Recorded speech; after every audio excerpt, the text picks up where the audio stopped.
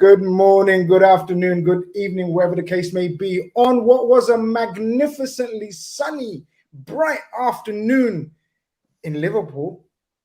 I don't know. Let me know. In fact, as I always say, let me know where you're tuning in from and what the weather was like, what the mood was like, because the Redfellas are in a tremendous mood. And we're in a tremendous mood because Liverpool put us in this tremendous mood.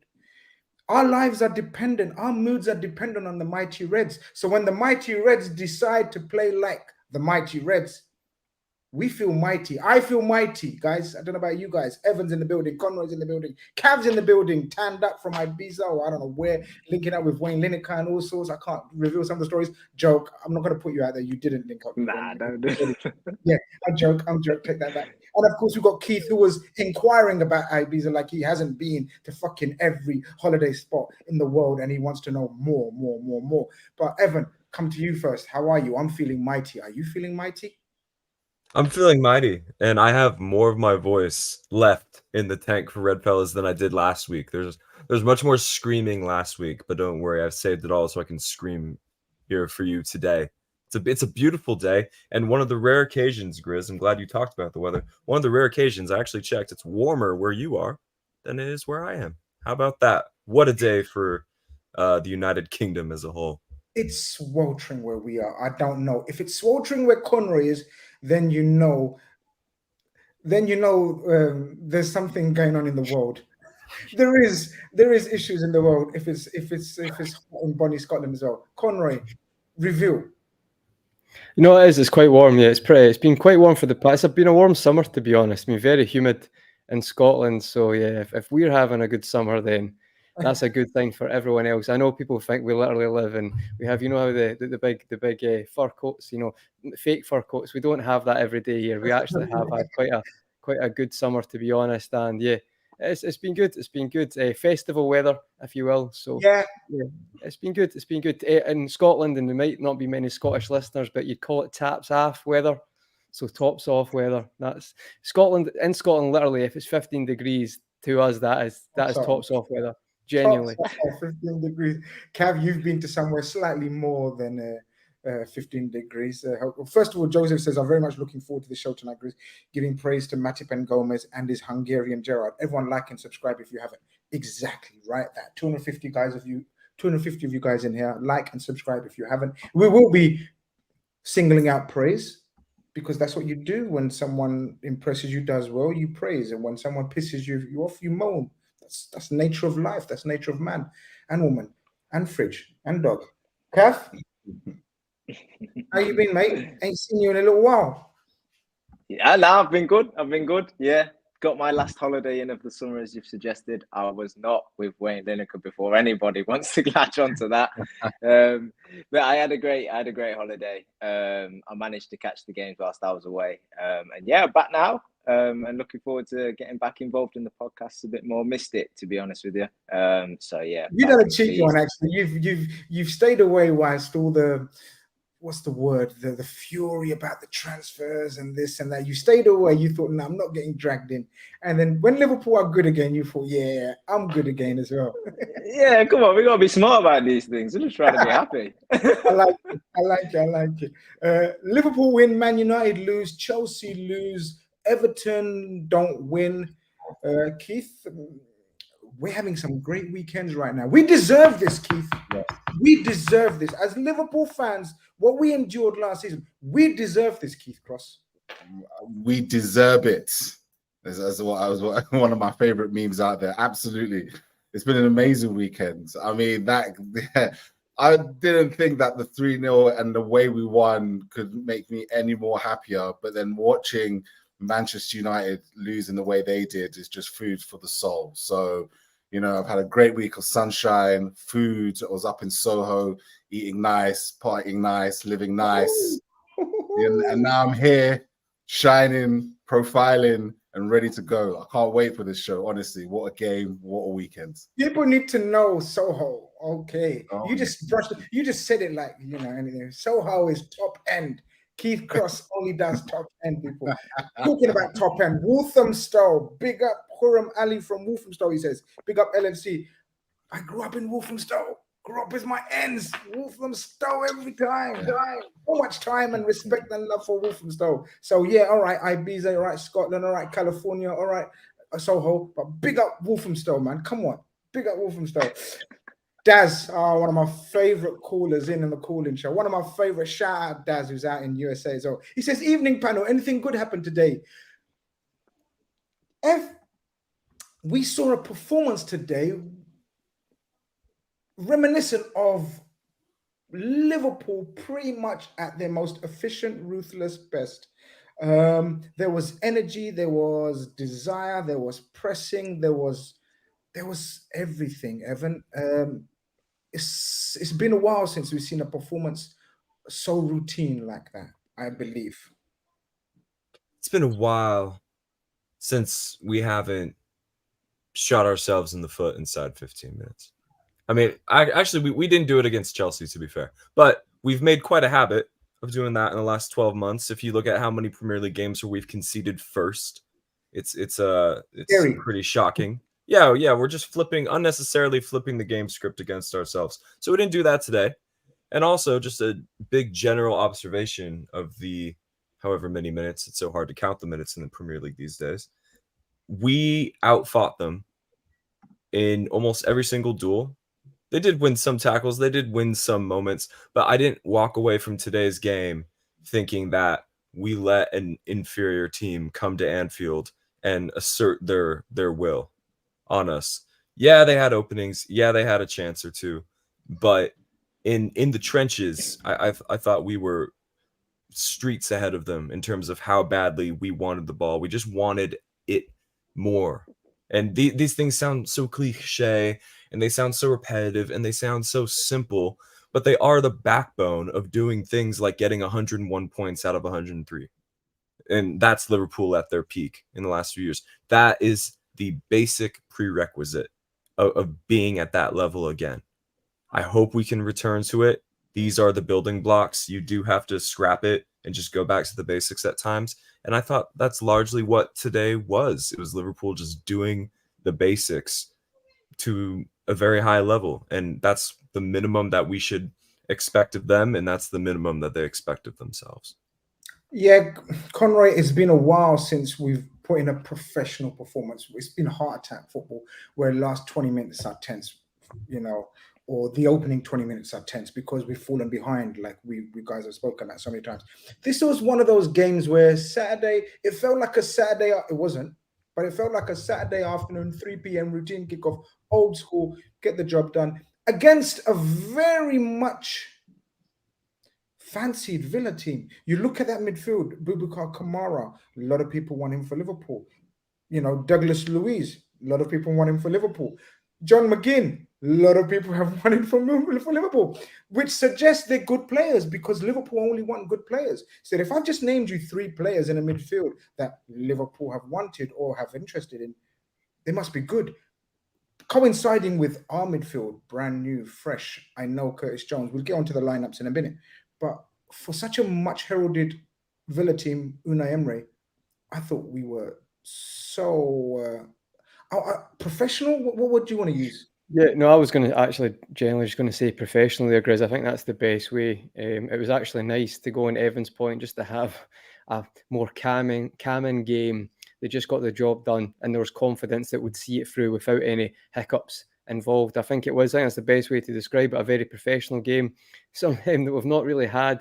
We've had some great wins in the last couple of months, but today felt really like the Newcastle game we said last week. We could really kick on from that, but we had to follow up to really take advantage of a game we didn't think we were going to win due to circumstances.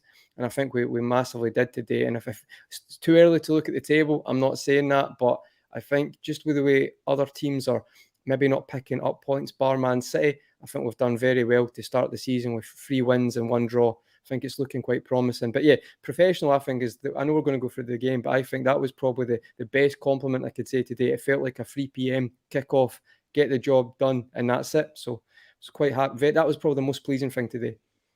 Cav, pleasing thing indeed. Few pleasing things. I guess we start off with the team, and obviously no Virgil van Dijk meant the Scouser in our team wore that armband for the first time. Yeah, for the first time in terms of a full Premier League game, right? at home, sunny, packed Anfield.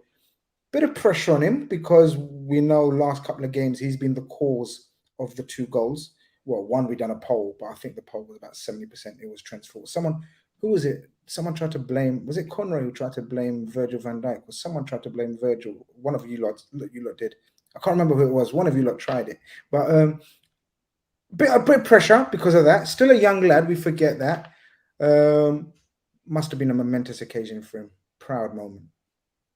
Yeah, I think being a local lad coming up through the academy, being at Liverpool, can't remember what age he came to Liverpool, but we know all about it. He's been around for a while now, and he's spoken, in the past about one day really wanting to take that captain's armband and lead a side out or multiple games in the future. And today was the first time he was able to do that from the off. So it would have been a big occasion for him at Anfield in front of the home crowd as well. But I thought he handled it really well. We can't kid ourselves. There is still experience in this side. There's still mature heads. He's not leading out a young team here. So he's got to be supported by his teammates. But it's a tricky fixture. You've just talked about some of the names that Villa have got. It's a side that can cause you problems. And if Trent was to have not a performance, but make a mistake like he has done in recent games, it could be something that got on top of him, possibly. But he handled the whole thing well in his game and how he led the side. So I think he'll be really proud of how he handled it in his first outing as captain. And the team, you guys have touched upon some of the points there, but the team just played with confidence, a calmness. It dictated the tempo for almost all of the game. And it was just controlled. And you could lay a lot of that down to the captain, in that how we'd managed to do that. So credit to everyone, just as a blanket statement, who played today. But certainly Trent, with the added thing of having the captain's armband, certainly. Cav, spot on, Keith. It wasn't an inexperienced team. It may be a few new faces, but especially with no Virgil and Khanage, meant the very experienced, some would say too experienced, Matip and Gomez stepped into the places, and we know Matip and Gomez vast amount of experience. So Cav makes a very good point that he had experienced players alongside him, around him, but you still need to look after number one, your own performance, and then obviously be the motivational instruction giver, whatever Jurgen Klopp has told him to do. Concentrate, and not only all of that, still spray the ball around like your prime Pirlo, Zidane, who I don't know, great passers of the football in the history of the game. This guy is up there, man. He's up there. His passing today was, again, I'll let you describe how his passing was. I'll put in the chat. His passing was, and then fill the blanks, people in the chat. Yeah, he's world class distribution of a football. When we're talking about the Pirlos of this game and stuff like that, we now have to talk about the Trent Alexander-Arnolds of this game. This is not the first time he's done it. This is not a purple patch. This is season after season after season after season. For me, it's Trent Alexander-Arnold and Kevin De Bruyne when we're looking at that distribution, particularly from deeper positions, through balls, eye of a pass, weight of a pass. He completely dictated the entire game for us today. It was incredible to watch. Give him the captain's armband more often, is what I say, because the first two performances. I have a thing to say about that, Virgil. Maybe. But you know what? The way he played today, he really took it upon. He took that armband seriously. Like, I would almost kind of, not question, but I felt like it always takes him a bit of time to really get into those type of performances in the season. I felt this season, the first few games, we've seen glimpses of how great he can be, glimpses of laxness, glimpses of greatness, glimpses of maybe not going in as hard and this, that, and the other. Today, I saw the full package. I saw the Trent Alexander-Arnold that we see when we go into those running of games, when we're going for a title race, when we're going for top four.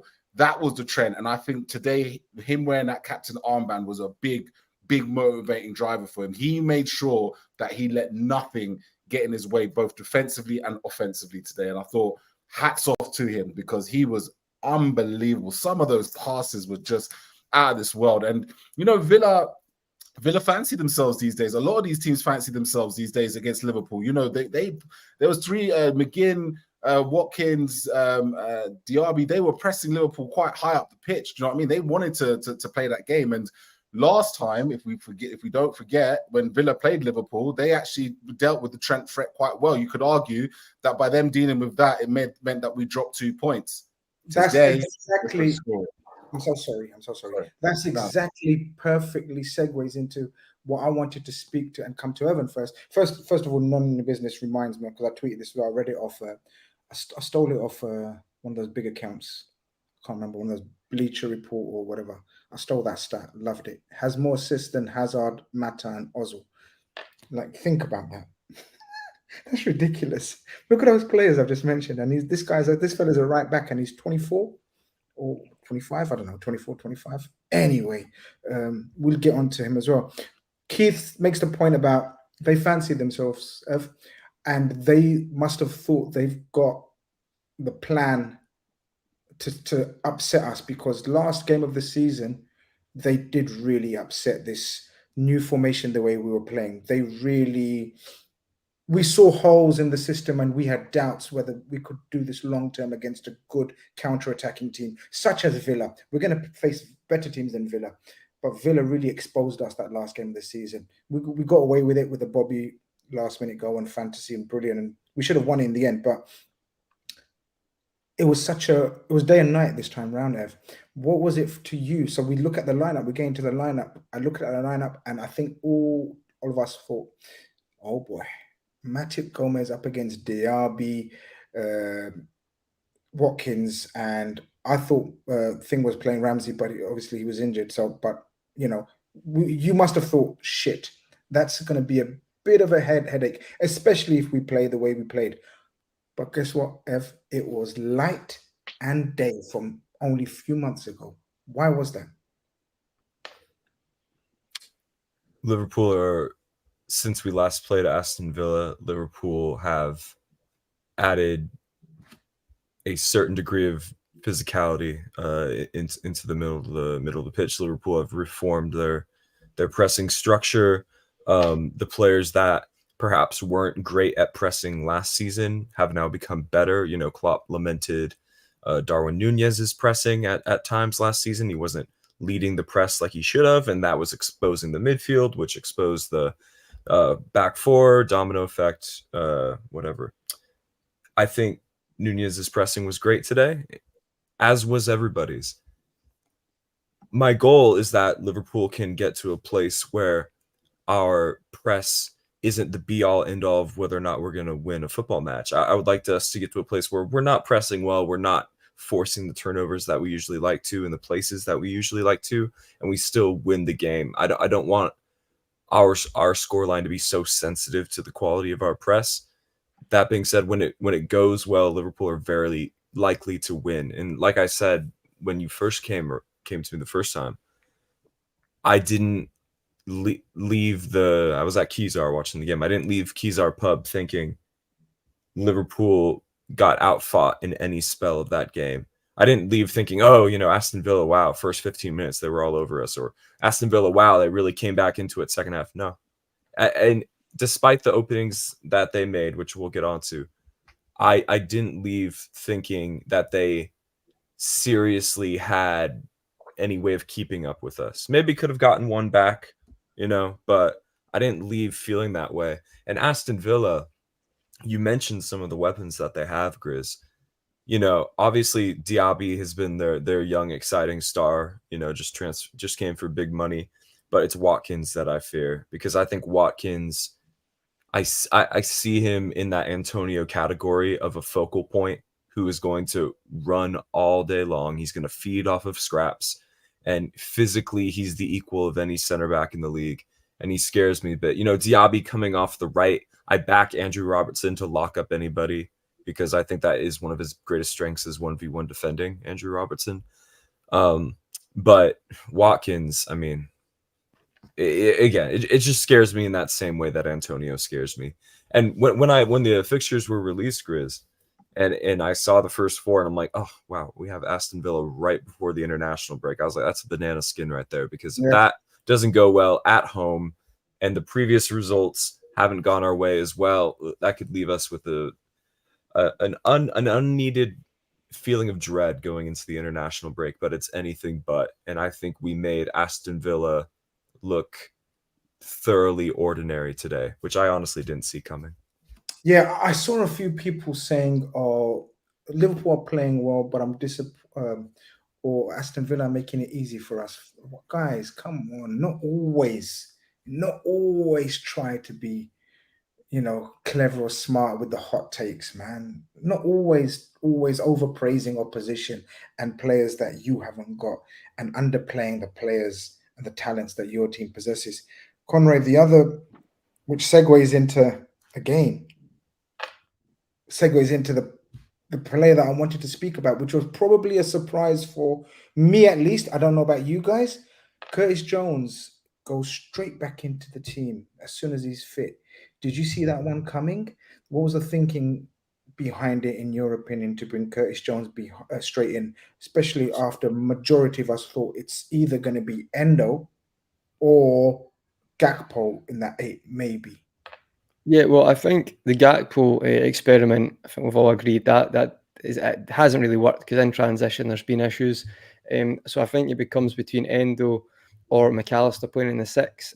I think we'll have to give it a bit more time. But you know what Klopp's like in the past as well, when he has brought in a defensive mid or any player, to be honest, it does sometimes take time to get used to the system. So that wasn't as a surprise. And I think it's clear that McAllister will be second number 6. If possible, if he needs to deputise there, or we'll see what happens going forward. So I think with that in mind, Curtis Jones, it makes sense. He's played well when he's been in the team, got a bit of confidence there. Won the tournament with England under 21s in the summer.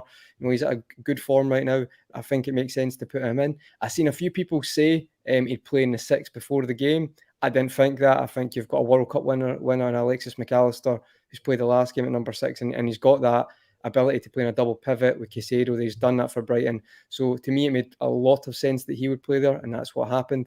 And again, Jones doing what he done, just continuing that good form. So not so surprised. There'll be some people who'll be like, "Oh, it's not taking long to give up an Endo." But I think even if you look at most of the Klopp signings, Robertson, Fabinho, he's never been one to buy a player and shove them straight in. He sometimes has gave them time to gel to the system. This is not a new thing.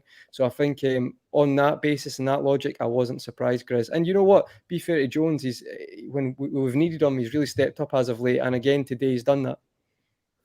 Cav, I feel as though one of the reasons why Jones was brought in is because we haven't had much control in recent games. One thing we do know about Curtis Jones is he knows how to control a football when pressed, and we knew Villa was going to press us. I think he's one of our best players when being pressed. Add that alongside the marvelous Alexis McAllister, and of course Szoboszlai, who's 6'3", strong as an ox. Suddenly, like I think Evan touched upon it, or Conroy, I felt a bit more secure. Suddenly, a total vast difference from the last time we played him, where our midfield was just being walked, absolutely stepped on. It was about minute 7 or 8 when McAllister loses the ball, guys. And then he shows me superhuman strength for a 5'9" or 10, whatever he is. And one of those, the memes, like the reactions, I went, okay. And I went like that. I sat back in my seat. I went, is that you? I was not familiar with your game. I was not familiar with your game, Mr. McAllister. I thought he's just a tidy little playmaker. Moises Caicedo and Pascal Gross, or whoever was playing alongside him, were the power merchants. Cav, this guy showed me today, like Conroy says, he's playing in a World Cup midfield for World Cup winning midfield for a reason. This guy is tenacious. Cav? Sorry, Grizz, am I back? It's the one. Yeah, you're there. Sorry. Was you coming to me? Sorry, this is keep dropping out. Nah, go on. You're right. Go on. Yeah. McAllister, do you know what? I'm not sure if it's the same moment that you was thinking about, but I think it was Diaz who receives the ball out on the left, and he sort of plays a blind pass back in field. That one. Which he did. That one. Yeah. And at that point, we started the game really well. passing was clean. You know, it was calm. Everybody was getting a touch of the ball, getting a feel for it, building into the game. It was a really, really good start. And the only way I could sort of see Villa getting a way in was if we had an unforced error. And Diaz kind of did that by playing that blind pass in field, which is dangerous. We know that because everybody's up the pitch and they're like 4, which is not what you want when you've got Matip and Gomez in there. But McAllister's the guy that is alert and turns and sprints back. And like you say, the strength he shows to shrug the man off the ball. But not only that, to get his body and his foot round in front of the ball to then drag it and drive back up the pitch. It's exactly what you want from the guy that's playing in as the 6, recognize the danger, go and deal with it, and then go start the advance up the pitch. And he did it perfectly. And at that point, that's where, as a fan, for me, you get confidence in this side that's playing, knowing that we can recover from mistakes, knowing that we're going to battle in that midfield, knowing that we can then get back on the ball and start to calm things if we need to, or counter if we need to. And that's what we did fantastically throughout the game, is this midfield now of Szoboszlai, Curtis and McAllister, they can answer all the questions that are posed to them. So if they need to be aggressive, they can be aggressive. If they need to be direct, they're excellent passers of the ball forward. If they need to be short and tidy and create triangles and movements and intricate play to build out from the back and up the pitch, they can do that as well. And that's what's so exciting about this side and this midfield in particular now that's been built this summer through the signings, is that they're now the heart of the team. They're the facilitators in the team, both defensively and offensively. And I think that ball recovery was just exactly what we needed in the game to also tell Villa, you ain't going to pick up the ball and just counter us and run at our back 4. No, we're going to be in this. We're going to battle. As it turns out, we won most of the first engagements and the unforced errors slowed throughout the game, so it didn't have to happen as often. But maybe it's because we set that precedence, and McAllister did that in that moment by recovering the ball. And I just, without going too far ahead, but like I say, I thought the passing was brilliant today. I thought just be able to offer your teammate an option for a pass and then give it again. We talked about Trent's passing with his long range, finding Diaz, who was quite often free out on the left. But then the short, intricate stuff. Villa, I thought, struggled. They wanted to do the high press, but they recognised that we were too good. We were too good in being press resistant. We were too good in passing out of the back. So then when they retreated, you're seeing Szoboszlai driving. You're seeing Trent driving. So what this midfield offers you, like I say, is everything. It gives you the defensive stability, probably not quite, as we would like, because there'll be better tests in the future. But certainly in terms of control, and certainly in terms of build-up in the heart of the team, in the heart of the pitch, I thought they was exceptional, and they can really that 3 in particular can really offer us that in games moving forward. Guys, over 600 of you guys in here. As Conroy, there's a fellow called Conroy Talks in the building. He says, "Smash the likes, hit the likes." Let's do what he says. Before he gets angry. Let me think. Was there any refereeing decisions today? No, so he should be okay. Keith, purring. We were purring. Klopp was purring. You could tell the sun was out. And I think Cavs made some brilliant points about. We set the precedent nice and early about how we're gonna. Villa tried to do what they done last season, like a few months ago. I say last season, but a few months ago, and they thought, "Oh shit, this is a total different animal." Liverpool here. We ain't getting the same success. They were pressing us last season, and we were Fabinho caught lacking, Henderson, whoever. I can't remember that. Maybe I'm slandering these guys. Maybe they weren't even playing in that game, but I'm sure they were. But you get my point. These were a total different beast. Even Curtis Jones was different. I thought Curtis Jones. I started off by asking about Curtis Jones. I thought Evan touched upon Núñez's pressing. I think Curtis Jones has come on leaps and bounds in terms of his pressing and organized pressing and the structure and the timing of his pressing and cutting out passing lanes. We don't see that side of him. Do you remember the side that we never used to see, Gini? We're seeing that. Because a lot of people were saying Curtis Jones needs to get into the game a bit more. I was like, what? Curtis Jones is totally, along with Robbo, nullifying Moussa Diaby, who's probably been one of the most exciting talents of the Premier League. Curtis Jones is being selected straight away for a reason. Curtis, yeah, he had one of those games where probably the stats and the data doesn't quite tell the full story. If you look at it in isolation, it's very much a case of it's more of a case of the eye test with Curtis Jones, I thought today, because I think, and this is no slant on Cody Gakpo, but when he was playing in that similar position, I think that's what he struggled with the most, because obviously he's a forward or a winger. But, you know, slipping into the structure of the press, you know, protecting Robertson, giving Robertson a bit more license to bomb forward when needed, and just generally looking after and protecting the football. I thought he did a really, really good job of that today. I thought he just kept it very, very balanced. I don't think he did anything like outstanding or out of his world. I just thought that he just slotted in. Yeah, exactly that. He slotted in so well. And ultimately, you know, he still, I think, attempted 3 tackles in that game. He put himself about a bit. I think only Robertson, Jones, Salah, I think all on 3.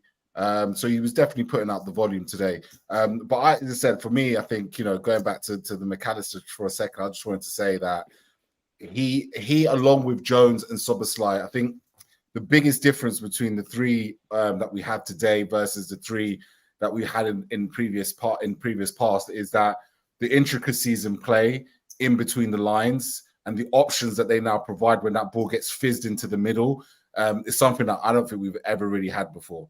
You know, Henderson was very, very good at playing he's very, very good at playing long passes.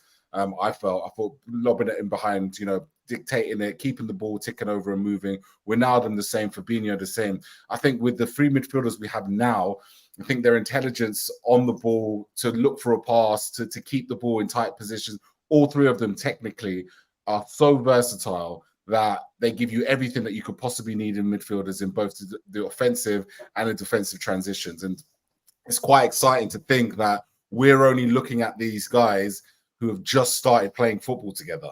Remember, this is only really their 4th competitive football match together. And we're already starting to see if this can be, this is what I suppose the standards that they can set. We can't expect that these standards are going to be set week in, week out as it currently is, right? Because there are going to be off days. There are going to be days when it doesn't quite click. There are still going to be days when they're going to need to still build that confidence to be together. But now we know where the top version of their performance could be. And this is it. And if this is it, then we've got a lot to be excited about. And another thing that we've talked about to death on this channel, right, especially over the last 12 months, has been legs. Legs. The midfield doesn't have legs. We look a bit legless. We expose our centre backs because they don't have legs. Well, between the 3 of them today, they made Joe Matip and Joe Gomez have arguably their best. Deck chair. Put a deck chair out there. Put a deck chair. That was their best performance as a centre back pairing I have seen at Liverpool, period. Whenever them 2 have been put together, and they've always been put together in circumstances of injury crisis, there's always been a bit of like at times, a bit of like a hold your breath. Today, with the legs in front of them, they were able to cruise that game, and they felt confident. And I know we'll probably get into that conversation, but the legs in the midfield that Jones, McAllister, Szoboszlai, and the protection of that ball gave them the confidence to be a little bit more aggressive than they normally would be. We can't hold it back any longer. Ev, sorry, I'm going to go to Ev first. We can't hold it back any longer. First and foremost, people are congratulating you on the correct pronunciation of the guy that we want to speak to. I will refer to him as the Hungarian Gerrard, as it's gone over social media since my statement. Everyone laughed. I don't know if you guys saw their reaction. All I said was the Hungarian Steven Gerrard, and they were like a pack of wolves. What? Well, they were starting. I just sat back and I said, "What's the matter? What is the matter?" Clip's gone viral a little bit all over social media. Evs, there's no point holding back. We're 35 minutes into the show, and we must speak upon. Keith spoke about legs. I want to talk about legs. Last week we spoke about lungs, and how he's got an extra set of lungs, it seems.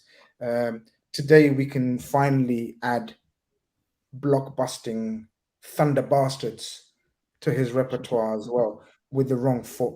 This goal reminded me, guys, if you remember Steven Gerrard's goal against two of Steven Gerrard's goals. One against Inter Milan in the Champions League final, where he just in the last minute drilled one across, and against Everton, where he just boom arrows it into that Merseyside derby at Goodison. But this guy done it with his left foot. Just added to that's just the icing on the cake that this guy is making for us. And we're just looking at it. This cake is so delicious and we can't wait to tuck in. This guy is cooking something special for us. He's just got superstar written all over him. You know what I mean? He's even good looking. So it's just like, I don't know. Oh yes. Yeah. You know, he's got better hair than Keith Cross. Yeah, that's what I'm saying. The cosign from Keith Cross, baby. He's got nicer hair than Keith Cross. And he's probably better at football too. Listen. Oh, definitely. Listen. Szoboszlai came extremely highly rated. And I think we are seeing the birth of the second greatest 8 to ever wear the shirt. And the De Bruyne comparisons I think are really valid. I think I said it in the last show. Like the engine in the tandem, the engine in tandem with the skill. I mean, that's what you think of when you think of De Bruyne. De Bruyne is great because he's the most skilled player on the pitch, and he'll run you into the ground. And Szoboszlai has played every minute of our season so far, I believe. And yes, that's that. I mean, it's fitting the description in his early days. You know, I knew he was 2-footed. We knew KDB was 2-footed, and wow, this was a really special strike. It reminded me a bit of Thiago's against Porto. You know, the low fizzer. Szoboszlai's got more of a bounce off the turf, but that was a special goal. And it's special like when you're like me and you thought it got a deflection on the way through, and then first replay you're just like, oh wow, no, it's just actually a fantastic shot. I think the floor of what he should try to achieve at Liverpool this season is 10 goals and 10 assists. Though before today he hadn't scored a goal and we all thought he was fantastic. So I would have said he was fantastic today whether he scored or not.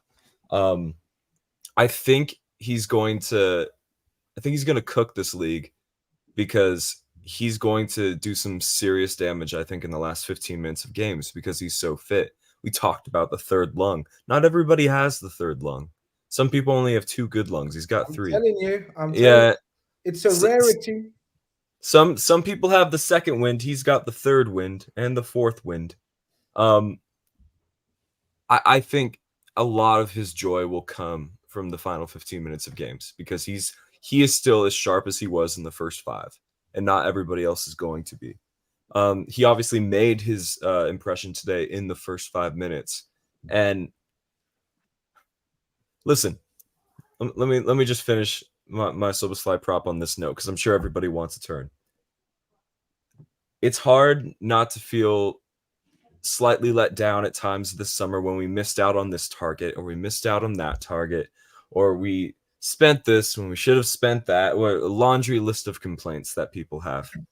Laundry list. I am looking forward to only remembering this most recent summer transfer window as the summer we signed the second greatest 8 to ever play for Liverpool. That is all I want to think of this summer as, and so far the omens are very good. The omens are very good, Con. And how many times, Con, have we spoke about the ability to score A, the early goal, and B, a goal from outside of the box, where a team like Villa are camping inside their penalty area. They've got 3 big centre halves. Well, they started off having 3 big centre halves, and then 3 fucking hardworking midfielders in front. This is the beauty of having the ability to strike the ball cleanly from outside the box. There's nothing Aston Villa, unless Martinez pulls off an absolute stunning game, you can do about something like that. It's a game changer, isn't it, to have that ability? Yeah, I think you summed up. It is a game changer. I think it's not just that as well. It's when you've got people who are a threat from outside the box. Therefore, it's not as predictable. So therefore, they know that's a threat. So it can take defenses out of position as well to allow a through ball. It just adds another threat to the team, which gets that defence. Oh, this is not predictable. It's not side to side, like it has been in the past, where it's just we're safe here. Play the ball in front of us. Nothing's going to happen. So I think it's massive. I also think it's really important today, especially that we're, the way the win went, it was excellent. But ultimately getting an early goal or getting a goal in the first half changes so much, because it changes Villa's game plan. It allows us to catch more space in behind. It was just a really important goal. And I think when you've got someone with ability, very similar, to be honest, I'm not saying them in comparison as players, but I think one of the chat said it earlier, James Maddison at Spurs yesterday, you can see he adds a different dimension to them through being able to shoot from range as well. And I think it's going to be the same with Szoboszlai. I think it was really good as well that he got that goal, because it'll probably build his confidence. The only thing I'd say, the last couple of games, he's been excellent, but he's maybe had an option to shoot from range and he's maybe hesitated or delayed, so it's got blocked. I think now his confidence is going to be through the roof, that he knows he's got the ability to do that. And I think it's not going to be the last goal we'll see from outside the box from him. I think I'd pretty much guarantee that. But watch this, in a year's time, he's scored 5 tap-ins and not one from outside now. But exactly. I think you can see he's got it in him. Do you know what it reminded me of, actually? I don't think it was mentioned. Do you remember I think it was when we won the Champions League, it was the qualifying stage, or it may have been the UEFA Cup qualifying the previous season. I think it was Gerrard against, I can't remember the team. It was away from home. We had the yellow kit on. It was at the qualifying stage, I'm sure. And he hits it. I think it comes out the corner and he hits it like that. It may have been at Anfield, but it was one of those at that, because I remember watching it on Channel 5, believe it or not. You could pick so many of Gerrard's, man. Yeah. That's the thing. No, it was very similar, because it came out from the corner. And I remember that one. That's what I thought of today. But yeah, the kid looks like such a talent, to be honest. And the one thing about the KDB comparisons, we'd obviously started talking about that, but I think people do tend to forget that Kevin De Bruyne was a right winger at Wolfsburg and like smashed it at Wolfsburg and then kind of evolved to his position now. So the talk about that KDB's always been where he's played, I think if you look at his career, it's not. But I think Szoboszlai, one of the comparisons is you could see that he has already got that versatility to his game. And see, when I see him play out wide, like I think he beat the man today. Yeah, I think that you can see. I can see the comparison when KDB used to be out wide. You can see that comparison as well that no one really seems to mention. But I think the fact that KDB's got that skill and has played there, I think you can just tell that Szoboszlai's got a similar intelligence when he's in certain areas of the park. If there's a better pass on, he'll see it instead of, the airhead moment where you get in great space but your end product's terrible. I don't think he's ever going to have that problem, because I just think he's a very clever footballer. So I think Samunske says 2005 qualifying game, dope strike. I think he's remembered. Yeah, there you go. Is that the one? Oh, there you go. Amazing. Yeah. But it's mad, isn't it, Cav? We could pick out Steven Gerrard's 5-6 a season. I think eventually we will pick out 5-6 of this guy every season as well. He's going to become a regular. What's the word? What's the goal of the tournament, the goal of the month contender? Hopefully, fingers crossed. Cav. Of course, that settles us down. And then, of course, we've spoken about the midfielders that have enabled us to control proceedings after that, which is key. We've taken the lead or we've scored goals, but we still haven't had control in games. It was the most control we've had. And it's the most control I had. Here we go. Here's the caveat to the conversation where I want to go towards now. It's the most control we've had in a game with Darwin Núñez as our number 9. Cav, I thought Darwin Núñez... I couldn't believe it. I follow a lot of rival fans, sort of, content creators, and they're all sort of waiting, absolutely dying to weigh in. And they're saying, oh, can't wait for this compilation from Núñez. And I was like, what the fuck you on about, man? I mean, if you're going to make a dead compilation of this performance, you don't know football. I thought the guy was a menace from start to finish. We'll talk about his finishing per se, but the second goal, for example, again, this link up, this understanding, this enjoyment almost of playing with Mohammed Salah. He tends to drift more to the right now with Mohammed Salah as well. And unfortunate for Matty Cash, but we take that all day long. Núñez. Yeah, I mean, I think Evan touched upon it earlier with his pressing. He was fantastic. And a large reason as to why we were able to have control in the game from so early is we forced Villa to make mistakes. How often did we see the ball just being hoofed out from the centre-backs or the goalkeeper just out for a throw-in? And then we go take the throw-in, it's back in our possession again. And that's something that we've seen a hell of a lot during, the period of having Mane, Firmino and Salah, is they're pressed so well that the opposition just didn't know what to do with the ball, and they'll just kick it out, and then we get back up the pitch and stuff. And that's what you were seeing today, and largely down to Nunez's pressing. You know, quite often he's not behind the ball, but even if it's gone beyond him, it's that willingness to run back and maybe put a challenge in from the side or force the man out wide or whatever it is. But it's that selfless nature of just, I'm going to use my energy here just for the benefit of the team in trying to get the ball back or force the opposition to make a mistake, which they did. And then you add on top of that, you know, I thought his passing was good today. I thought his ball retention was quite good.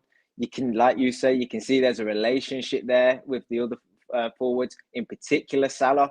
I think on a few occasions the ball comes into him and he's trying to flick it off and the technique's not quite the right option and it looks a little bit not quite there yet.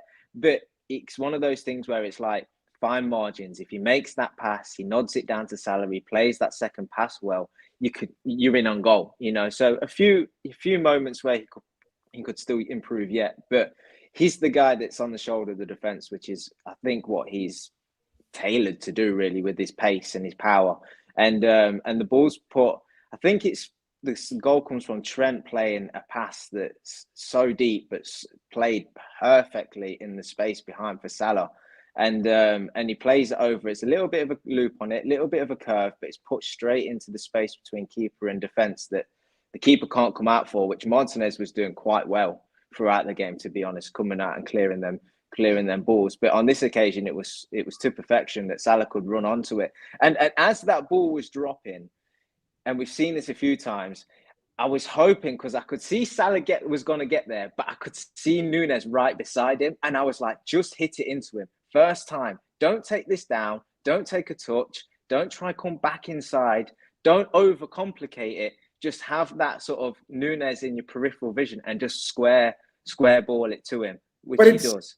But that's brilliant, because not only that goal comes from that, what you're describing, the other chance comes from that way he hits the crossbar with Mohammed Salah again, finding him with a not complicated, don't touch it, just play into his path. And if we remember, I'll come to Keith, if we remember last week where he scores the winning goal against Newcastle, again, Mohammed Salah, that's 3 incidents I've just named in a game and a half where Mohammed Salah, first time weight of pass and vision, there's an understanding, I don't know, guys, is there who else had a understanding like this? Is it like a Mane Bobby type understanding? But there's an understanding that they've got that others, everyone's played well, all the combinations have worked, but this combination to me is shining much brighter than the other combinations. Or am I just seeing too much? Do you know what? I was always a big believer in it's only preseason, and we shouldn't really watch preseason games, and we shouldn't really look into preseason games. Yeah, you was. Yeah, right. I was a big proponent of that. But you know what? This preseason, I saw it, right? And I said at the time when I saw it, and you know what? This Mo Salah Nunez link up is not a fluke. This is not. Klopp has clearly identified that these two can play well together. And I think that he picked them pretty much as a, whenever he was making substitutes, whenever we were playing like one half or another, it was usually Nunez and Salah that were playing against each other. And you've been seeing it in drips and drabs last season at times. And I think it's starting to now bear fruit a little bit more. And I think the biggest reason why is because Salah is so good at finding the right pass at the right time, the right way to pass. You know, as a creator, he is one of the best creators in the league. It's crazy to say that when you think of all the goals he scored. And Nunez, for me, is one of the best in the league at finding those runs. You know what I mean? Finding those gaps, finding that space into run and making the right runs at the right time. And almost telepathically knowing that Salah's going to put it in the right place. And I'm just starting to see that they've got something going on between them where they just know. Do you know what I mean? Like, for example, like the 2 goals that Nunez scored against Newcastle, with all due respect, he still has to get the run right. Because if he gets that run wrong, then he's offside, quite clearly. You know, Newcastle were quite high up the line. Again, today with the goal that he scored, again, he's got to get these runs right because he's playing off the last defender to make sure that he can get that shot off. and Salah's got to make sure that the weight of pass is right. So clearly, there's a telekinesis. There's some sort of clicking going on tomorrow. It's almost like the reverse of Bobby and Salah, where Bobby was the one that was created for Salah, and Salah was the one that was benefiting. Yes. Taking the role of Bobby, and Nunes is going to be the one that's created. Keith, stop right there. Stop right there. You talked about Salah, Bobby creating for Salah. Do you remember Salah's first ever goal, guys? Watford away. Yeah, Watford away. Yeah. So check this out. You see that? And did you see Salah's setup for Nunes where he should have scored outside of the foot, little dink, Bobby-esque on the other side, and Nunes should have scored. I'm telling you, they're cooking something. I guess we can segue into a couple of super chats related to that. John O38 says Nunes was a menace with the defense today. Salah loves playing with him. He could be a starter now. And Sabozalai, what can I say? Everyone played well. Big up, Grizz. You need to cook them in the Big Six. Big Ben says for how much they talk. You think Klopp needs to continue with Nunes and bench Gakpo now? Can I just say something of that? So can I just say something real quick? Go for it. Because we're talking about partnerships, right? And this is one of the most intriguing things about Liverpool is that I actually think Gakpo has a very good partnership and understanding between Luis Diaz and Diogo Jota. I think them three play really, really well together. Probably even more well than actually they play maybe necessarily with Nunes. You know what I mean? In that stage. So not only do I think it's a case, it's not just benching one for the other, it's variety depending on the game. I mean, I don't really buy into this. He needs to play and he needs to start. We've discussed it's a squad game. It's a squad game. But I would also say as well, you can look at it. I think sometimes we do this. You don't pick 11 players and that's for the 30-odd games a season play. Circumstances will change. And also I would say the fact that Aston Villa have conceded 8 goals now against Newcastle and Liverpool playing a high line definitely came into Klopp's thinking of Nunes is going to test that line constantly. And that's literally how the second goal came. So you can look at a case-by-case basis. If we go and play Chelsea away and we've got that midfield, do we play Gakpo, who's going to take the ball in and hold up? Probably, yes, because it's horses for courses. Not every game's the same. I think it's not a coincidence. They watched Newcastle, Harvey Barnes, Isak just destroy them in the high line, especially in the second half. Probably thought that was what would happen today. And it looks like that was the case. So I think we do this every season, but ultimately circumstances change. We'll be moaning about injuries in a month's time. And then we'll say we've not got enough depth. So I don't know what we want, to be honest. I don't know what we want. Yeah, look, in terms of he needs to be benched and he needs to start. Yeah, I mean, how unlucky is Jota not to start the last 2 games, for example? Do you know what I mean? I think, Gakpo, started off, we've praised Gakpo's performances, but I agree. We assess the situation, the team. I didn't think they're going to be so suicidal. And I think, obviously, who goes off? Diego Carlos goes off quite early, so they have to shift it back 4. But then they bring on Leon Bailey, and you think to yourself, Leon Bailey, Moussa Diaby, Ollie Watkins, and the 3 midfielders, Matty Cash and Digne, who are attacking fullbacks. And we've got no Konate and no Virgil van Dijk. I thought they might put in a more of a threat than they did. Vegan Sports Bar says, is Gomez returning to form? Excellent today. I guess then we have to speak about why they didn't score. And one of the, of course, the main reasons was our centre-back partnership. We've been critical. We've said our pieces. We've given our opinions. But hey, do we love praising our players? And tonight's a night to praise. Absolutely. Joe Gomez, it's easy to forget how young Joe Gomez still is. Plenty of center backs are still learning and developing at his age. It's weird to think about. I thought he looked... Guys, is he 26, 27? Anybody know? Not quite sure. I thought he was 26. He's 26. Turned 26 in May. So Gomez, there was a time when he wasn't playing well last season where I'm like, is it just one injury too many? Has he just lost the step? Does he not have the juice? I'm not quite sure. It was hard to say because everybody bar Salah, Alisson, and Gakpo, I thought, just didn't cover themselves in glory last season. Nice to see him back to sort of his physical best. You know, there was a time where I'm like, any time Gomez got burned on the ground, it used to be, it was a total anomaly. It was a collector's item. Just didn't have the levels of concentration last season. Again, that comes with being in and out of the team and not being match fit, not being first choice, having too many injuries, whatever you want to say. And then today, and also against Newcastle last week when we went down to 10 men, I thought he was exquisite. You know, I tweeted at halftime, I was like, that's another flawless half of football from Joe Gomez. People reminded me that he slipped. And I was like, oh, since when has slipping on the halfway line ever hurt anybody? And, you know, it's, yeah. And, you know, so, but yeah, barring one slip, it was a great performance. And he went on to have an equally good second half. It's hard to gauge how Matip played because less was asked of Matip, and I think this new shape where Trent. Sorry, I was going to say, I know you mentioned Matip there because Jurgen Klopp. I was watching his press conference afterwards, Evan, and I'll stick with you. Jurgen Klopp alluded to the fact that he thought Matip was equally as good, if not better, or as good, because everyone's praising Joe Gomez, and rightly so.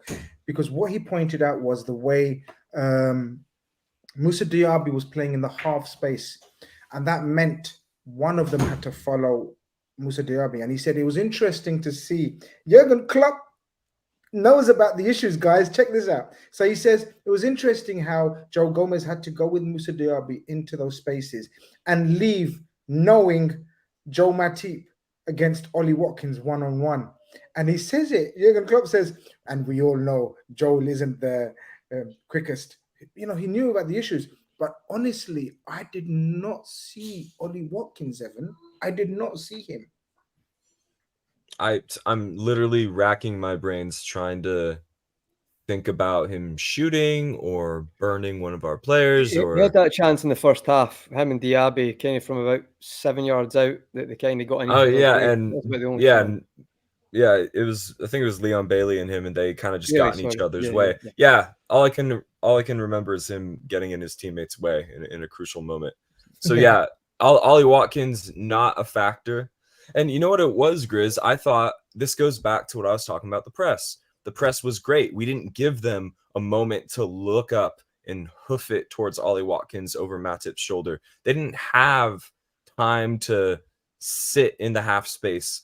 They didn't have time at any moment in the game to play direct against us. Only we play direct against you. No, you don't play direct against us. That's kind of how it was today. I thought our best moments came from when we prepared direction. Klopp has been saying that a lot in recent months. We have to prepare direction, prepare our moments to be direct. I thought we were today, and we did not allow the other team to prepare direction. And I thought they were extremely anonymous for that very reason. Also, because of just how little I thought Gomez and Matip both had to get out of first gear. Yeah, I think Liam sort of says, you know, Dama Maka, he says at levels, all our other midfielders have to battle for that third spot. Big up you guys. Look, we've spoken about how the midfielders just was so strong, was so good that Con, do you remember last season how many times we had this conversation about, is it because the midfield, will it affect the way our centre-backs play? And we were like, let's just see. I mean, we were intrigued. I think the word's intrigued. Like, if we can just renovate the midfield and add legs, how will it affect our centre backs? At the time, I think we were meant like Virgil van Dijk, but obviously, it sort of we can include Joe Matip and Gomez now because they're here with us at the very least until January. Yeah, no, I think that's absolutely right, Grizz. And I think Evan mentioned that earlier as well, that it was a bit like having even, I know we've got our opinions about who we should have got in transfer window, but even having legs in that midfield to take a bit of the pressure off, especially in transition, and not allowing us to be so open, especially in those situations, to actually give our defence a bit of a hand, so it isn't a case of 3 against 3 or 1v1 defending a lot of time. I think you could tell that today, and I've got to be honest, from a personal point of view as well. I think last season we all seen that you thought mentally Joe Gomez was not going to recover. And I think, again, as Evan mentioned, second half against Newcastle and today at Anfield, big pressure game. I thought he was excellent. And I'm actually, from a personal note, I'm very happy for him. We need to give it more time to see what he can do. But let's be honest, if you can get him anywhere near that, doesn't necessarily start, but he's adequate cover for Khanage and Virgil, and that's what you're hoping for. But I think on the midfield, yeah, I think getting Gravenberch in as well to add into that, the meme where it's like you open the pan and you just sizzle it in. I think that's exciting as well. I think people watching that today will be, well, what can Klopp do with Gravenberch as well? So I think it's great. It gives us that options in that area, which I think is we really, really needed. And I think today, going back to my earlier point, everyone will be so positive going into the next game now. International breaks there. We've got the win. We can focus, we can even get better, give the squad more time to gel with each other. And I just think we'd said it a lot last season. I think Keith said it earlier, athleticism and legs in midfield. And I think today you could see that there wasn't those weaknesses in transition or just in general weaknesses in our play. I didn't see a lot of that today. Obviously, people can talk about Matip's pass for a corner or a slip here or there, but these are individual errors. These are always going to happen. That was hilarious, by the way. I know you can't eradicate these things. It's always going to happen. Sometimes it's just life. But I just think, on the whole, so many positives. Red Hard actually says, seems like Gomez plays really well as a left centre back. His body language looks more positive and confident. He was really good when he played left back under Rodgers. He prefers the left side. Cav, that's not a bad shout because he did play. His standout season when he was young was as a left back under Rodgers. So maybe Red Hot Akshay has got a red hot point there. There could be something in that, certainly. I think the sample size is a bit too small to really make a call on it. But what I would say is he steps in for Virgil today. So instantly that means you've got to come in as a bit and show a bit of authority and a little bit of leadership in the defence as well, even though he's playing alongside experienced men. He's got Robertson on the left side, who we know is defensively a lot sounder than Trent is, doesn't vacate his position quite like Trent does. So he's got a bit of security from that side as well. And just to mention, I thought Robbo was really, really good as well. I thought everybody across the board was, but I think he was good as well. And what Robertson was doing, much like the rest of the centre-backs, is engaging early. Once that ball was going forward, they were stepping with the forward. They were stepping with the likes of Diaby and Bailey, and they were engaging. They wasn't allowing them to turn and run at them. They were trying to win the first header. They were trying to go with the man and get their foot in front of the man to be able to win the ball back. And they did it exceptionally well without giving away free kicks as well, which is where the skill part excelled today. I also think that what helped them today, both Gomez and Matip, is that unlike what we've seen last season, when the midfield got bypassed, the likes of Fabinho and Henderson, they were caught up the pitch and they couldn't get back. Players were running and driving directly at the back four. So the defence had to make a decision. Do I engage or do I drop off? And there are runners everywhere. So they got to make 101 decisions in the moment. Today, what they had in the very few moments that Diaby and I think Bailey and maybe McGinn on occasions picked up the ball and drove through midfield, Gomez and Matip know the men are running at them, but they can see Szoboszlai and McAllister coming back as well. So they don't have to engage. They just have to hold their position. They have to retreat slightly. And more often than not, McAllister and Szoboszlai were catching up with the man and got the challenge in. So it makes their decision-making a lot easier. They don't have to take the risk of stepping in, because as soon as you step in as a defender, whether you're side on or straight on, you're coming up against Diaby and Bailey. These guys can skin you if there's enough space. So what I think helped was they engaged in the first instance, and then in the instances where they were being ran at, the midfielders were coming back as well, and it was a lot more compact. So it allowed them to have a simplified game. And I noted down only 2 occasions in the game moments that they perhaps made a mistake for me. Gomez, when the ball went past him, and he looked like he was there, but then he slipped. Lost his balance. I think because he was I think because of the fact that was it Diaby? He was chasing back with. He was a speed merchant. Basically, because of the fact that he knew he was a speed merchant, he really pressed on the afterburners, and then probably surprised himself how quick he is, right? And then he got there in control, but then he just couldn't stay balanced. Yeah. And the other time, but he recovered. Yeah. And this is what we've been saying about Gomez. You know, he's not by no means a bad player, but he does have a mistake in him, and it's how he recovers after that. And more often than not, he crumbles. But today he didn't. He recovered. It didn't come to a goal, obviously, so it wasn't capitalised on. But he went on to have an amazing rest of the game. In Matip, what I wanted to see today, because we know Matip's a great defender. He can tackle as long as he's not being asked to run, you know, and use pace. He's intelligent enough to be a good centre back. It was the mazy runs I didn't want to see today. That was the first thing that comes in my mind when I see Matip. And he only did it once, right? Because the reason being, and this is the whole thing with this team, right? And what I would say to the defenders is there's so much quality and control in front of you. Keep your game simple. Go engage when you need to engage, drop off when you need to drop off, but in possession, give it to the guys in front of you and be in position where you need to be. I don't need you as a centre-back to be running out wide, spraying long balls. I don't need you to be ball carrying. There's too much of that quality in front of you. Just play it simple. And that's what they did for me today. And they allowed the likes of Szoboszlai and McAllister to be the tempo dictators, the ball players. And that just meant that they were able to retain their position. And when you're in position and your body shape's right and you have time, you can make better decisions. And that's what they did throughout the entire game. Yeah, you're spot on. You're spot on. If you know that, you know, and again, you know, without sort of slandering the guys that have gone, obviously we didn't. Like Milner, Naby, Henderson, and Fabinho had done all that donkey work for 5 years. It was too much for them now. They couldn't keep up with that. And we needed a rejig.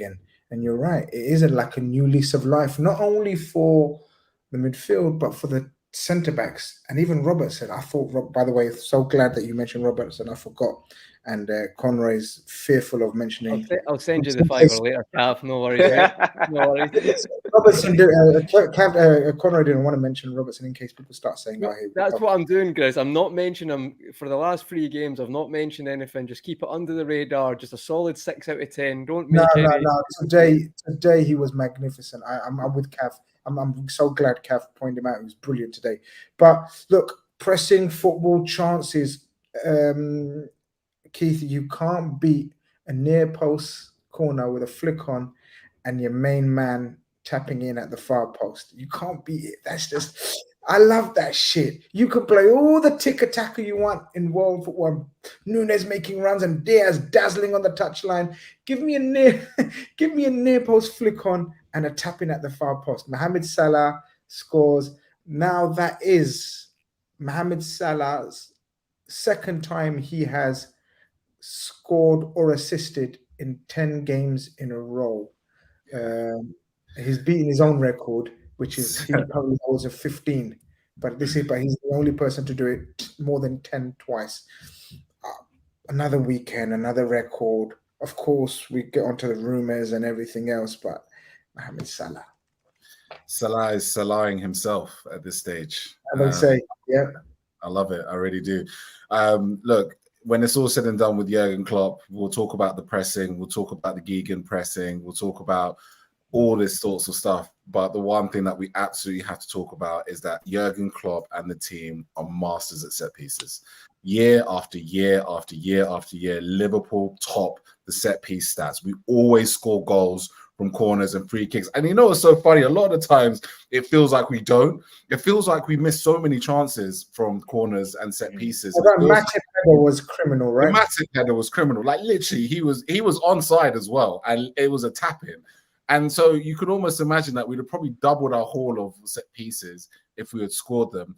And yet now what we've done is we've just added Gravenberch to the set piece mix. Obviously, over the last 12 months, we've added Darwin Núñez to the set piece mix. You've got Kwanzaa coming in now into the set piece mix. Szoboszlai sitting outside in the corner waiting to thunderbastard them if Trent's taking the corner. So now all of it in this game, actually, you saw all these new dynamics of set pieces that you've never seen before from Liverpool. And this was another one, the Darwin Núñez flick and Salah at the back post. You know that they've probably been practicing that move literally all week long.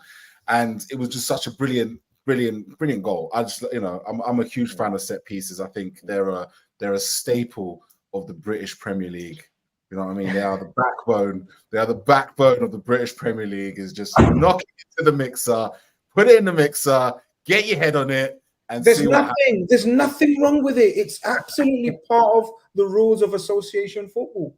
It's absolutely, until they change the rules, you do what you got to do. And you're right. I think now, yeah, man, Matip, Gomez 6 foot, Szoboszlai 6 foot, Curtis Jones 6 foot, Nunes 6 foot. I think Diogo Jota, he's taller than one of them. Yeah, okay. Yeah. But what I mean, I want 6 foot players in my team, bro. I want 4 or 6. I told you, man, we need to score more set pieces and goals from outside the box, and then the rest of the football will come. It helps. At that stage, 3-0, it's a walk in the park. Mohammed Salah, people doing the whole body language, Conroy, is he celebrating? Does he look happy? All of that business. Look, let's just assess it how it is. Mohammed Salah eventually will play in the Saudi Arabian Pro League. There's no doubt about it. He's a very proud Muslim. It's a Muslim country. He is an icon in that part of the world. He's an icon in every part of the world, but especially the Arab world.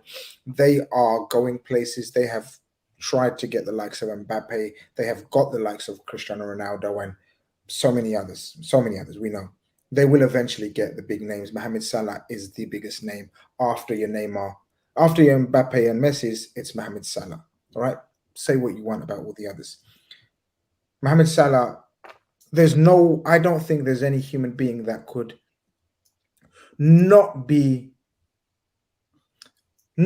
listen to an offer of like 1.5 million a week. It's very difficult to say, oh, he's stalling or he's listening or whatever to any mere mortal that's not involved. But when it comes to professionalism on and off the pitch, I can't think of a better example for kids on and off the pitch in terms of professionalism. Get your head down, keep your physical condition A-star, and just get on with the game. That's what we want from Mohammed Salah, right? And then let the people that need to sort this out until Thursday keep sorting it out. When I mean sort it out, keep refusing it, because Mohammed Salah is not the type to kick up a fuss, because I've just praised his professionalism. Mohammed Salah is not the type to cause a storm, knock on Jurgen Klopp's door. And that's massive in this situation, right? Yeah, no, he's not that character at all. But I also think as well, if you are Mohammed Salah, you've seen the players who are going to Saudi and the age of some of them as well, and the way he keeps himself, his age, his physical condition, as well as his ability. That offer for the financial wage per week is going to be there in 3-4 years anyway, or whenever. It's not going to disappear, as soon as he turns 32. It's not going to happen. So I think he's not like that anyway, and I don't think he's got any worries from that side where he'd have to, make his agent or whatever kick up a fuss. I don't think that would happen anyway. I think he's a person who enjoys his football, appreciates the situation he's in, understands that, not that luck in the sense, but it's like, obviously it's an amazing life to be a footballer anyway, and to do that as your job. So I think obviously well aware of that. I was never worried about that with Mohammed Salah. I think sometimes, the comments about the celebration, it was the third goal. You've watched a lot of matches where when it is 3-0, players don't always go ecstatic. Some players, it's more a mini celebration. That's quite common, to be honest. I think it's a bit like, you just maybe a bit of respect. I'm not saying it's always a respect, but sometimes it is just a case of, quick high five, let's crack on. We're in a position here, we're trying to do something this season. So that's the way I looked at it. On the situation, we'll see what happens. We'll see what happens in the next couple of weeks. I think that move will happen in the future at some point, possibly sooner than we think. Maybe not this week, but maybe a year's time, 2 years' time. But again, I don't think that move's never going to be on the table. So I don't think there's anything to panic about from our side of things. And from the player himself, I don't think there's ever going to be. We've said how good is the harmony in our dressing room, in the club. You never really hear much coming out. Last season, United, when even before that, we Ollie, there was stuff that was coming out all the time, leaked stuff. We've never really had a lot of that. And I think that's to do with a lot of the characters we have in the team. So I don't think that's ever going to be an issue, to be honest. That's quite timing, because people are mentioning to me the Jadon Sancho news, and then Marcus Rashford liking it. Ten Hag. Yeah, Marcus Rashford liked it. So yeah, good luck over there. Evan, Cav, anything to add to the Mohammed Salah scenario situation we find ourselves in? Jurgen Klopp says, I deal with facts, and the facts are there's nothing to talk about from my side. There's plenty of hype, there's plenty of rumors, but I'm good with him. I don't think Mohammed Salah, and this might be controversial, this might be clipped up. I don't think Mohammed Salah has the greatest relationship with Jurgen Klopp, but I think it's a very professional relationship, and that's all we're really concerned with. As long as it's professional and it's solid in terms of both strong-minded, both professionals in their own way, and both stubborn in their own way as well. But as long as it's for the betterment of Liverpool, and that's all we're really concerned with, right, Evan? I mean, I don't know anything beyond surface level stuff, but that's all I really need it to be. It's clearly a relationship that works to a very unprecedentedly high level. That's all I give a fuck about, if I'm being quite honest. Transfer window just ended. I'm looking forward to not talking about transfers for a while. There's nothing really to say about Mohammed Salah. He's gonna finish the season with Liverpool. We can cross this bridge when it comes, aka next summer. But until then, I'm just going to enjoy these 10-game consecutive streaks of goals and or assists, which he just did today. It's insane. Just did it today. Last person to do it before him was a younger version of himself 2 years ago. So there you go. That's all I really care about, Mohammed Salah. Red Heart says, loving the show. It's almost 2 a.m. in India. All of you are amazing and level-headed, but also excited when required. Evan is composed like a professor. The reason why I brought that up just now is he just swore after saying all composed and everything. My segues are timed to perfection. Chris, just one thing on it, just because I've been quite passionate on this, particularly on Twitter. If you follow me, this whole, is he giving certain signs? Is the fact that his agent is meeting them in Dubai and stuff like that? I think in life, at the end of the day, you're a footballer. It's a business. Proposals are going to be put on the table. Agents are not just going to refuse to have a conversation with someone. It's just business. I think that just because conversations were had, it doesn't indicate that, in my opinion, anyway, and this is all opinion-based, really, that they've been sounding. There's a difference between sounding out offers, sounding out, ooh, let me go out there and see who's going to offer me the most amount of money. And at no stage do I feel like Salah's ever done that. I think it's interesting to see the club turn down such large amounts of money as well. And I think they're going to have to continue to do that. So I think that's a big statement for FSG, the model that they work for, even to refuse. Let's be honest, let's be very clear here. For FSG to refuse £150 million for a 32-year-old player based on the model that they work with, that is a statement in its own right, because they clearly let the model do the talking by letting Fabinho and Henderson go when we didn't really want to let them go, right? So that for me is a statement from the club, as well as a statement from Salah in terms of, like, I can't see it moving this summer. And you know what? Call me naive, call me an idealist. My hope is that Mo Salah leads this new Liverpool team as part of the leadership group, at the very minimum, back into the Champions League, sees out his couple of years, and then decides on a free, go out there.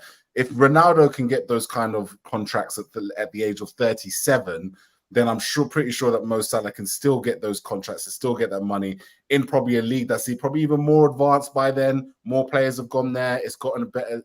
It's gotten better since then, maybe so. But he will still be the jewel in the crown, regardless of if he goes now or goes in a couple of years. So my hope, Salah, if you're watching this, we love you and want you to stay, see it through to see Klopp version 2.0, and then go out into the desert, sunset. So in that case, I want to ask all of you guys. Kev, I'll come to you first. In that case, is there a figure that you can't say no to in the 6 days that's left, or 5 days left? Is there a figure in your head, Kev? Let's be realistic. Let's be honest. Let's Is there a figure that you can't say no to? I don't think so, because I think it's too late. I think they've come in too late for him. He means too much for Liverpool and what they want to achieve this season. I think that would be Liverpool's point of view. I think from his point of view, he'll have a lot of respect for Liverpool and what they've helped him achieve in his career. Because let's not face it, his rise in his career, yes, he's had good times prior, but it's come at Liverpool, and that's mainly been down to Klopp and the system being somewhat tailored to benefit him. I also think that he's probably looking at it, and I think you made the point that he's 32, but he's the most reliable, fittest, confident man that's still outputting goals and assists, and he'll continue to do that for years to come. I don't feel like he feels he needs to move now. It's not now or never. And perhaps he's looking at this team and the players that have been brought in, and hopefully some additions in January, seeing how it develops. Keith, you said Klopp 2.0, but this team really isn't far off being, a Champions League winning side, a Premier League winning side, in my opinion. A few additions, and this side has got the hallmarks and the quality within it to go and be that good. I also think the other part, whilst to watch how the squad develops and watch how the season develops and whether we get Champions League or not, I think the other part is the guys that he's in the bracket with, as in the world-class players, the best of the best, still aren't in the Saudi League. The likes of Erling Haaland, Kylian Mbappe, Kevin De Bruyne, they're still in Europe and not in Saudi. That's his mindset. He's still in that bracket with them. That's who he's competing against. When he thinks about the goals he wants to get this season, he's thinking about Erling Haaland in Manchester. Okay, is he going to go get 30 plus because I need to be better than him? So I don't think his mind's yet in Saudi and waning down a little bit yet. It could become the end of the season if Liverpool don't develop as we want to, and he feels like he might need to move away, and money might be more of a seller at this point than perhaps, trophies in immediate future or what have you. But I just think that his mindset is still one of an elitist, and I think he still considers himself in the top bracket, and currently the best players in the world are still in Europe. So I think he doesn't. I don't think he thinks about it until towards the end of the season, and then maybe he sees where Liverpool lie and decides from there. Well, interesting. Just one point on that. His mate was on, I think it's like Egyptian sports TV. I was watching a long clip of it. His dream is still to win the Ballon d'Or. That is still his dream, is to win the golden. Like you said before, he still has the elite of the elite dreams. And with all due respect to the growth of the Saudi League, you're not going to find a Ballon d'Or winner, and you're not going to be able to do it with the national side. So it's either going to be Liverpool, or who knows, he may still stay in Europe.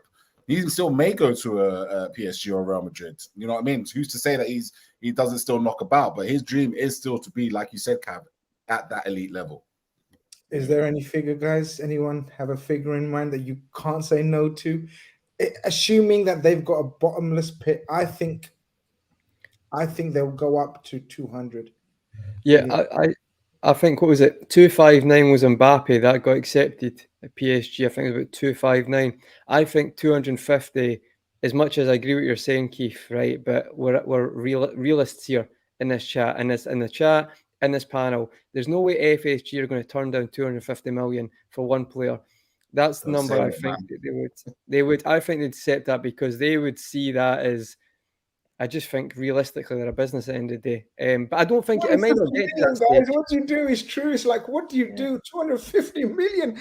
But it might not get to that stage. It might not get to that stage because obviously Mbappe, what is Mbappe, 2024, and they went to 259. But the fact is, Grizz, they have got a bottomless pit. So it's a bit like if they budget it, it's literally budgeting 250 million. That's mad. But anyway, it's like if they do that, that's going to be an interesting conversation. I think from a complete football point of view, like it can't happen, but ultimately it's a business. And if you say here's 250 million or break the record forever from an English Premier League player, I think they might consider that, but I don't think they'll get to that. I don't think they'll get to that.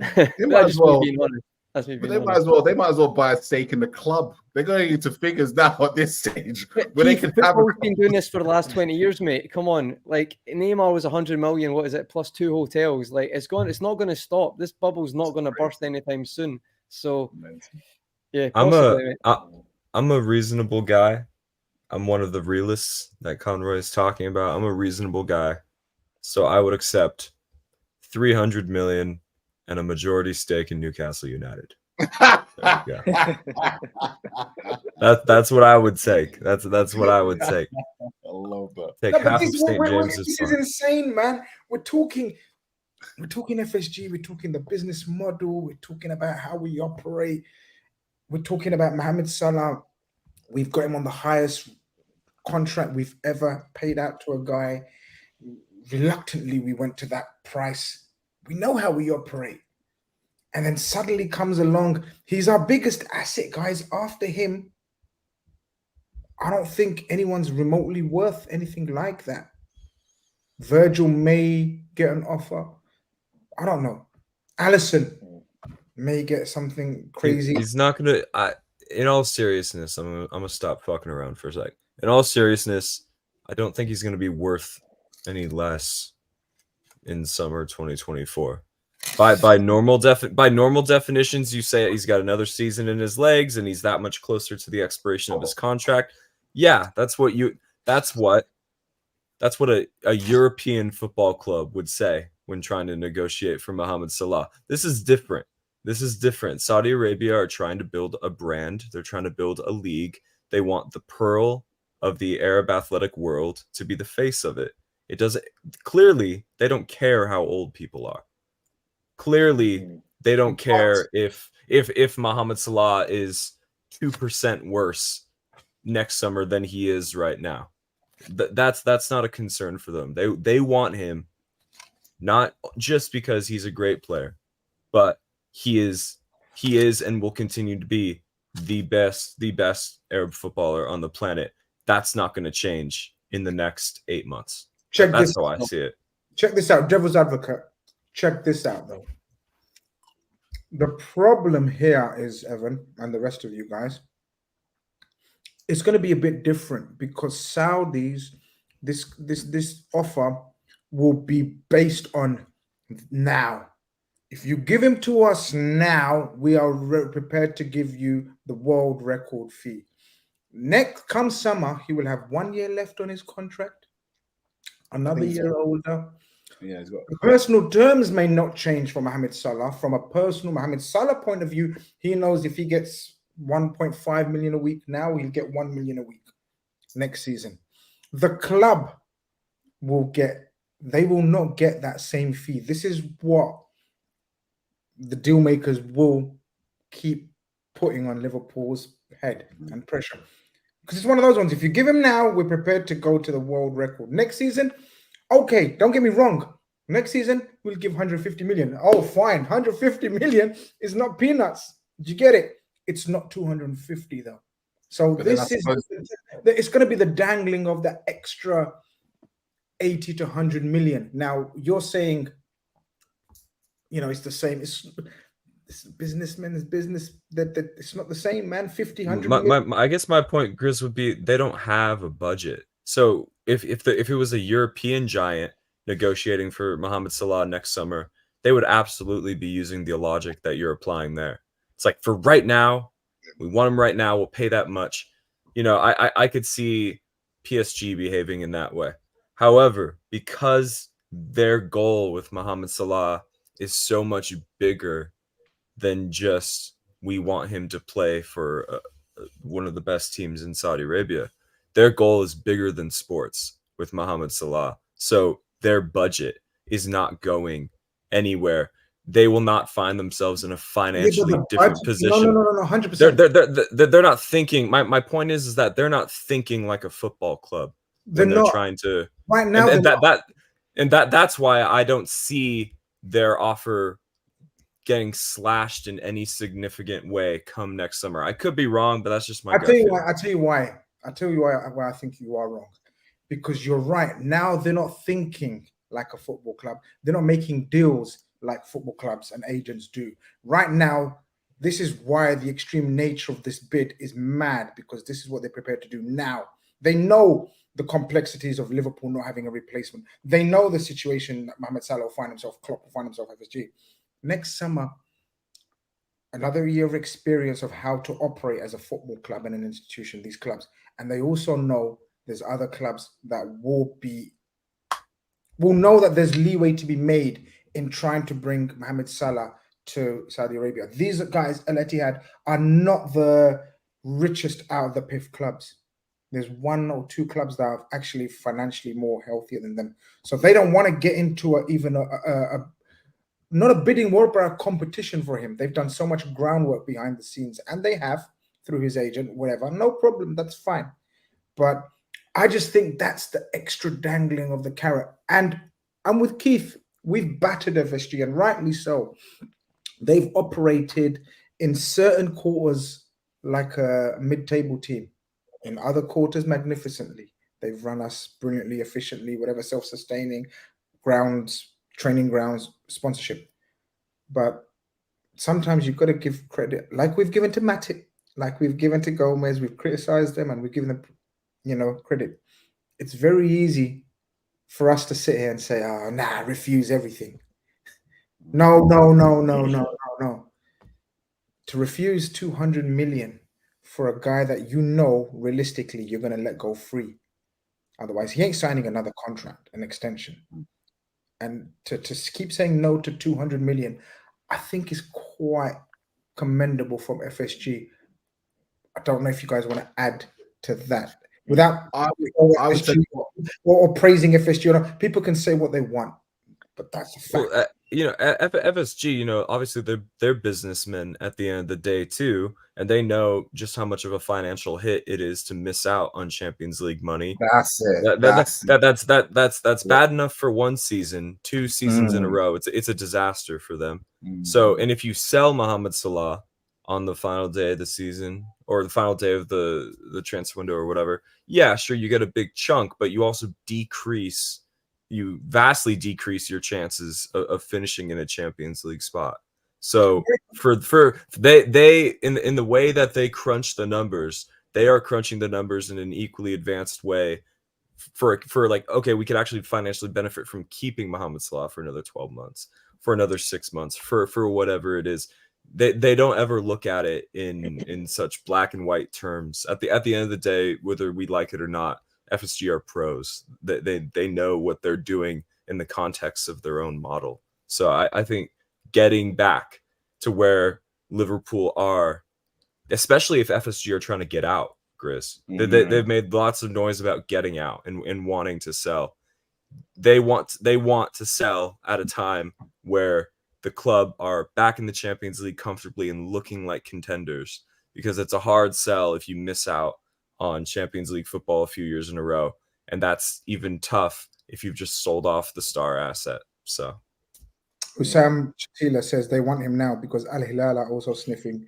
We get UCL, Salah will stay. Very quickly, we'll end the show on this topic. Do we get top 5 if we sold Salah? Evan, you go first. Do we get top 5? Actually, yeah, I think we do. Especially keyword top 5. Yeah. Exactly, top 5. You see? Yeah, no, I think bar. We do. I think, yeah, I'd agree with Evan. Yeah, I think we just about manage it. Cav, we do, yeah, we do. Without Salah, Keith, don't see it. You don't see it. You don't see top 5. I don't see it. I don't see top 5 like Salah as it currently stands. I mean, one point I always make is I'm very interested to see the Europa League this season. I'm very interested to see what, because look, if Ben Doak has the superstar blow up he could potentially have, I'd be very interested to see FSG stance come the following summer. Their theory is always simple, right? If they can grow one of their own into a superstar, then they would. So that's the only way I'd see us letting him go. But other than that, no way. I think they put Luis Diaz on the right for the rest of the season. That's what I think they do. I think they played Diaz on the right. Yeah. Can I just add to the conversation as well?